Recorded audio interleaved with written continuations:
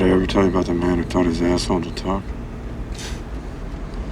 His whole abdomen would move up and down, you dig, farting out the words. It was unlike anything I ever heard. Bubbly, thick, stagnant sound you could smell. This man worked for the carnival, you dig, and to start with, it was like a novelty ventriloquist act. After a while, the ass started talking on its own. He would go in without anything prepared, and his ass would ad-lib and toss the gags back at him every time.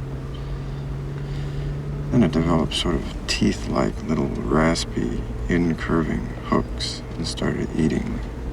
He thought this was cute at first and built an act around it, but the asshole would eat its way through his pants and start talking on the street, shouting out it wanted equal rights. It would get drunk, too, and have crying jags. Nobody loved it. Didn't want to be kissed, same as any other mouth.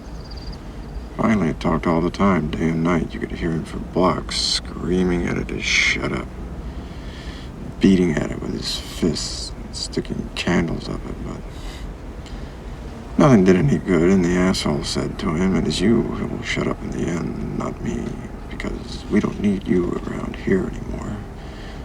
I can talk and eat and shit." And after that, he began waking up in the morning with transparent jelly like a tadpole's tail all over his mouth. He would tear it off his mouth, and the pieces would stick to his hands like burning gasoline jelly and grow there. So finally his mouth sealed over, and the whole head would have amputated spontaneously, except for the eyes, you dig. That's the one thing the asshole couldn't do, was see. It needed the eyes.